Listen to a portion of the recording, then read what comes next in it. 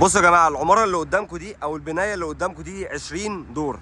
ال 20 دور دول تحتهم محلات زي ما انت شايف كده، والمحلات دي على الجنب الشمال هنا في اماكن جراشات للعربيات، واول 3 ادوار جراشات. اول 3 ادوار جراشات. الدور الواحد من الجراج واخد مساحه زي ما انتم شايفين داير ما يدور كده. الدور الواحد بس بيشيل ما يقرب من 55 عربيه ل 70 عربيه. فلك ان تتخيل ان كل دور بيشيل 70 عربيه، يعني 210 عربيه، وتحت بيشيل مثلا 30 عربيه، يعني في حدود ال 240 عربيه لكل العماره دي. يبقى انت كده هتركن عربيتك ومستريح، ومفيش اي ازمه بالنسبه لك من ناحيه العربيات او من ناحيه الركنه. وده المشروع ده او الفكره دي، ده السبب اللي يخلي ان الاماكن في الشارع زي ما انتم شايفين فاضيه ازاي. شايف كل ده، كل دي ركنات فاضيه، كل الكلام ده ركنات فاضيه.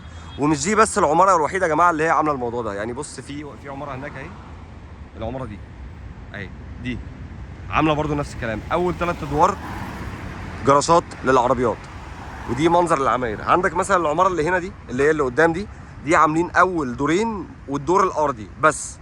فاهم؟ انت مفيش هنا تصميم لازم تمشي عليه.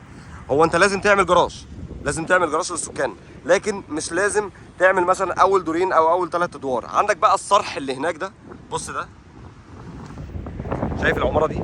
العماره دي اول 4 ادوار، وفي منها الدور الارضي كمان، يعني عندك 5 ادوار جراشات للعربيات. الدور الواحد او كل الجراج بيشيل ما يقرب من 450 عربيه.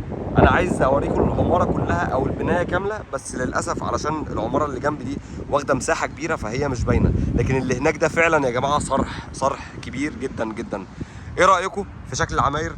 ايه رايكم في الحل العبقري ده، ان هو يبقى في اماكن فاضيه كتير للجراشات علشان كل الناس تركن عربياتها، وعلشان ما يبقاش في زحمه في الشارع. وطبعا انت بتدفع ثمن الجراج ده، طبعا الجراج ده مش ببلاش. حتى لو انت هتأجر زي ما انا مأجر في بنايه زي البنايه دي كده، انا مأجر باكيه في الجراج بدل ما اركن في الشارع بيتحسب لي بالساعه ب 2 درهم او ب 3 درهم. فهستنى رايكم، تقولوا لي ايه رايكم في الموضوع ده، واشوفكم على خير ان شاء الله.